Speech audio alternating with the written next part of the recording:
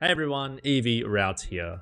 So the Deepal E07, and it's funny because it's actually right across from the Zeekr Perth dealership.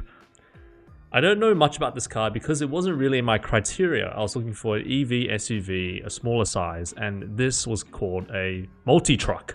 So I immediately crossed it off thinking it was like a ute or thinking it was closer to the BYD Shark. Boy was I pleasantly surprised. It's interesting because when I was talking to the dealership, I was talking to the sales rep, he brought up that this was probably designed with the thought of competing with the Cybertruck. And then he jokingly said, but then the Cybertruck didn't take off in Australia, and now this is the choice. As I was looking around the car, the dealer even told me something pretty interesting. It has the same chassis or is from the same factory as the Mazda 6e. So the driving experience, how was it? It was not what I expected. I've driven utes before. This car was actually pretty smooth. It was pretty quiet. From the outside, you think the car's really big, but when you actually sit inside, it doesn't feel as big. When I was driving, I completely forgot. It really felt like I was driving a modern SUV EV. The suspension was pretty good. We were on a bunch of speed bumps and some rougher parts of the road, but it was fine. Didn't really feel it.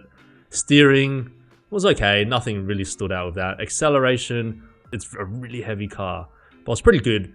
I like the software side of things. It was very easy to navigate, not too cluttered as well. And Android Auto, Apple CarPlay, it's got both. It's really nice.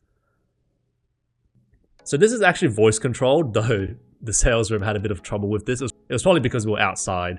It was a very hot day. You can see the main feature of this car. You can see it opening up. It's got a proper ute tray behind.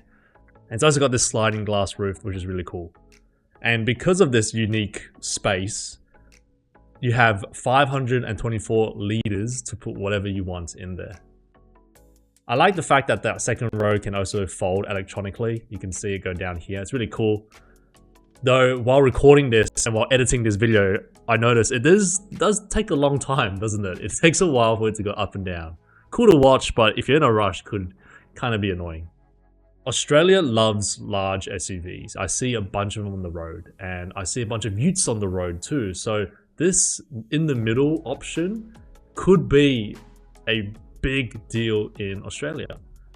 Like, it's a practical car and it feels nice. It ticks those boxes. So my summary of it is it's trying to be like a few things, and in doing so, almost creates its own category. And I find it hard to compare it to any other car.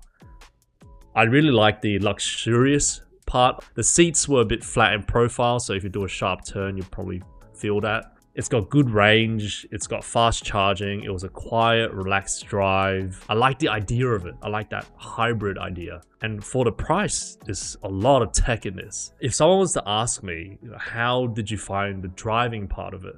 I feel like this car didn't stand out. It was very much in the middle. Like, it wasn't terrible, but it wasn't amazing in its handling. It is probably one of the more interesting EVs I've driven this year. So, not a perfect car, but clever. And I really applaud it on its creativity. So, would you look at this car? Would you buy the Deepal? Would you go all-wheel drive, or would you go for the rear-wheel drive? Or do you think that this is kind of a gimmick? I don't think it is. I think there's a lot of practicality involved, but there's a lot of moving parts, and that's not for everyone. If there's an EV that you wanted me to make a video of, please let me know too. I'm always keen to find out more about this. Please subscribe and keep taking that EV route with me. Have a good one.